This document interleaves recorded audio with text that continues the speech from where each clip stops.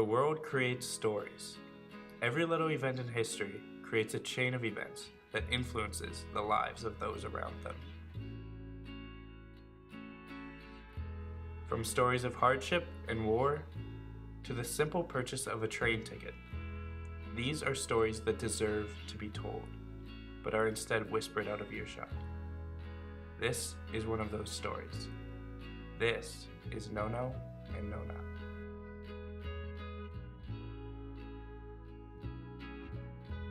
I decided that I might know someone with one of these stories. So I got my equipment and crew together and went to visit my Nonno and Nonna. I wasn't expecting them to be so eager and excited about being given the chance to tell their story. We barely had a chance to turn on the equipment before they started pulling out pictures, maps, and other memorabilia. Luckily, we were able to capture a bit of their story. This is Piero and Dina Forner. We are a grandparents. Nonno and Nonna is the mother language. In Italian for nonno is for grandpa and nonna for grandparent. But a little bit of a slang, it's called nonno and nonna. I was born in Italy, from a small town north of Venice, 80 kilometers north of Venice, right at the foothills of the Prealps. And I was born in March the 6th, 37.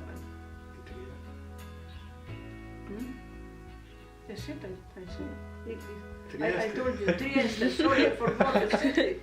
This was Trieste in Italy. Trieste is one city, a border city, you can say, border with Yugoslavia. Well, like I said, I was born in 1935. It was pretty cold, it was Christmas Eve, and there was a lot of snow on the ground. That was a really tough period because it was during the Second World War. And there was a lot of big problems at that time. My dad was in the war. He was already in Africa when Italy occupied part of Libya and Eritrea, everything.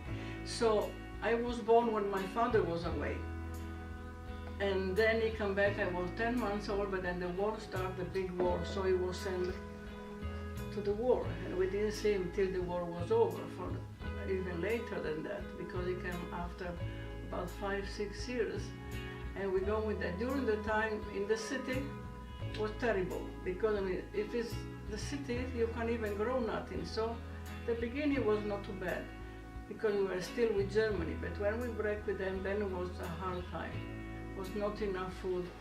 So I remember my mom and other 5 women, they were putting whatever they have in the house, like a blanket, clothes from the men, nice thing, and they were going through the forest to go in the Yugoslavian part, where was this farm, and they coming back after they were sleeping in somebody gave them a bar to sleep, and they were filling up the stroller, baby stroller, with food like potato, beans, pieces of lard, and they were just rationed that, my mom, and so all those women will have something to swap, like clothes or good pieces of furniture or plate, dishes. Those people don't have it, so they have some food in exchange.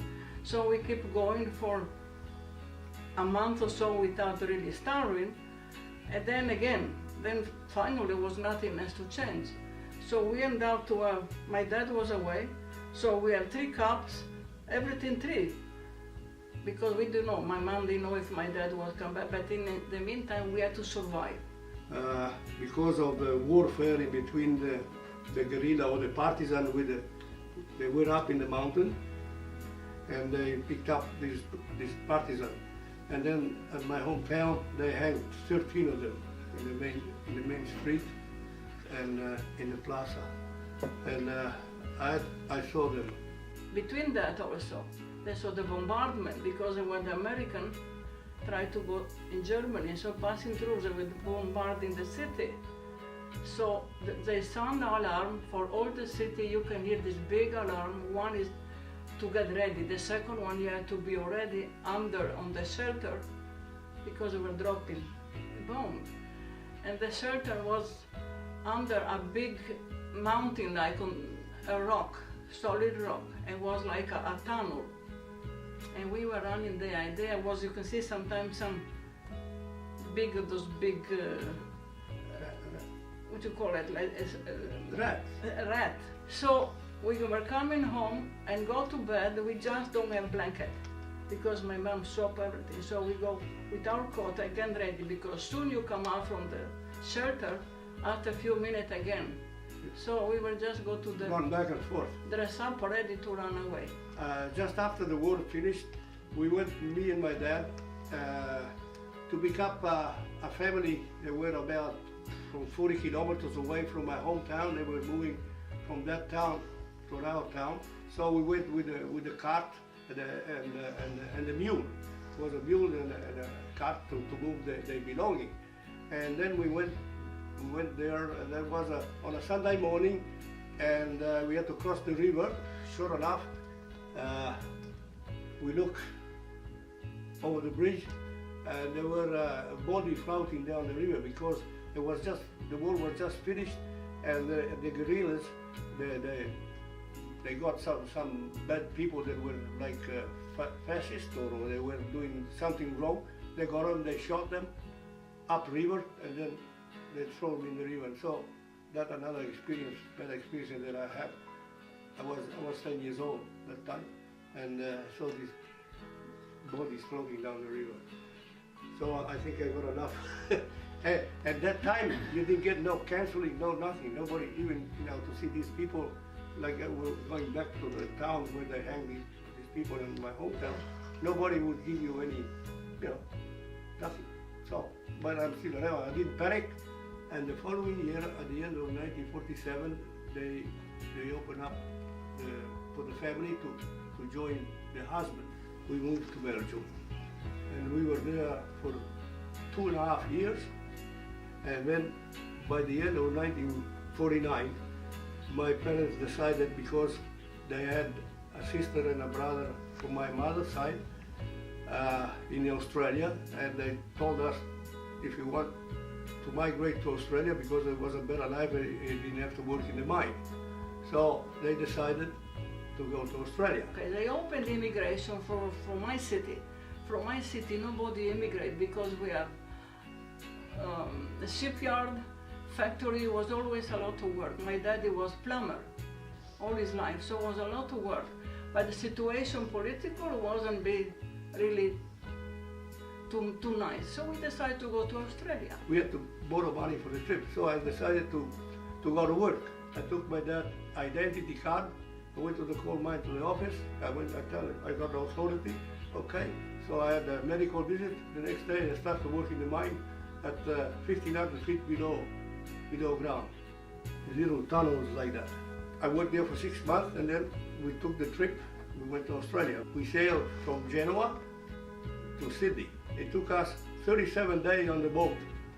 My husband was long trip, but we even beat him, because we are 44 days in the water. 44 days in the boat. 44 from my city to Sydney.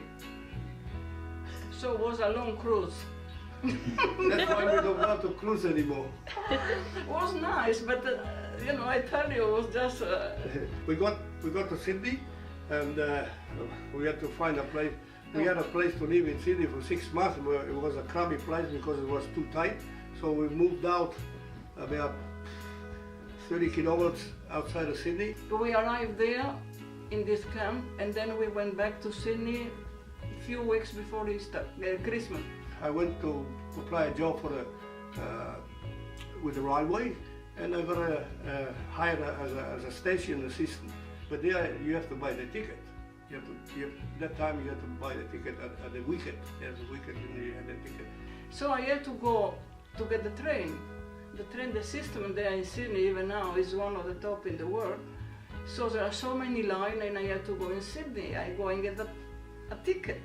You come along, not late afternoon anyway, and I saw this place in the little thing that you look through, with the hole with the top. And I said, "Where are you from?" She said, "From Italy." She said, "Which part of Italy?" "From Trieste." So I said, I talk in Italian. "So you are a mula triestina?" That's in dialect, it's a girl. And then that's how we met. So he asked where we live, and he come and see and ask for if we have Italian books, Italian magazine, because we couldn't find at time. So my dad was happy to have someone to talk our language, but after a while he started to feel different toward him, because he say, you know, he say, I don't have nothing to do against you, but we're going back to Italy in 2 years, so might be better you don't come.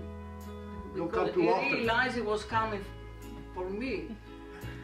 So because my daddy wanted to go back to Italy after the 2 years was, and so it was a bit of between me and my daddy, because it was just this. And so and then it didn't come because he don't want to upset my dad or whatever. And then one time was a big picnic, Italian picnic, and with my sister and all this bunch of friends, we were keeping from my city to have all the friends. We will walk, and he's standing there watching, I don't know what, and with his hand in his pocket, and on the left is one girl hanging. So what I did, I just put my arm around this side. So she understood that she better go, because I look at her like to say, you are in the wrong place. Move on. Move over. Private territory. No, and then we went from there, and then we still stuck together anyway. Yeah. But then my dad cooled off a bit to going back to Italy, because my mom said, what's the use to go back even if you are able when the 2 years expire? You have enough now to put a down payment. You have a steady job. So we decided, I come over here by myself first, and then they follow up after 3 or 4 months in September. I came here in May, and they come out in September 1968, and we've been here ever since. We love it here. We are Canadians, and we're still a little bit of Italian too, eh? No, but like I said, that's it. It's our country, our home here.